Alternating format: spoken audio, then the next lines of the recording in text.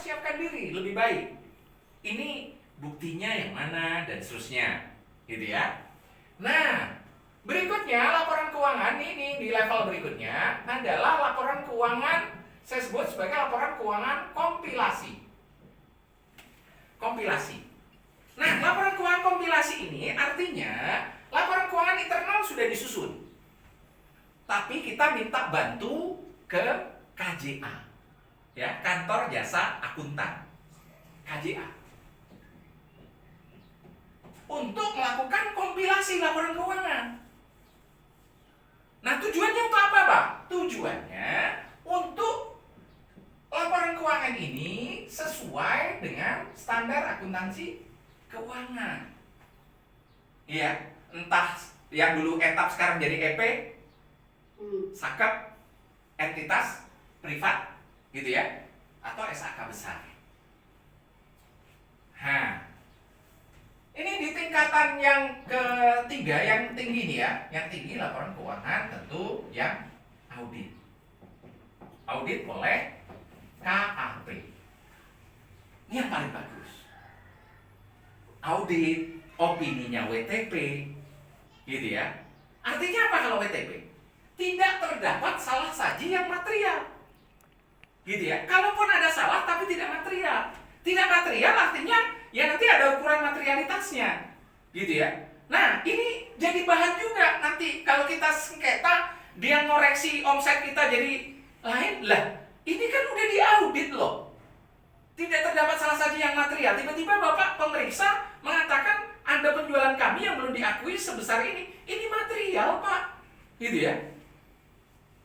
Nah, ya kan bolehlah kita bilang, Pak, ini sudah kerja profesional dari pihak independen, gitu ya, akuntan publik yang menyaji laporan seperti ini.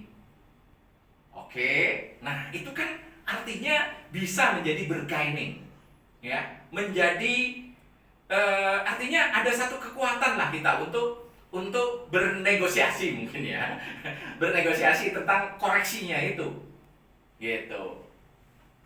Nah, lalu ini bagus banget ya Bapak Ibu, bagi teman-teman konsultan pajak nih, saya ingetin, bagus banget kalau kita yang klien-klien kita yang sudah menengah atas itu, laporan keuangannya di audit atau minimal kompilasi ini. Bagusnya di mana, Pak? Kita bisa bilang begini kepada petugas pajaknya, bahwa ini laporan keuangan sudah dikompilasi oleh KJA loh, gitu ya. Sudah diaudit oleh akuntan publik. Saya konsultan pajak ya, saya tinggal menggunakan data ini, gitu ya. Memang aspek pajaknya masih menjadi perhatian kami, rekonsiliasi fiskalnya, gitu ya. Lalu mungkin ada perhitungan pajak tangguhannya, itu menjadi concern kami. Perhitungan PPh terutang, tapi pengakuan pendapatan, pengakuan beban, ini sudah teruji loh, gitu kan ya. Artinya oleh pihak independen.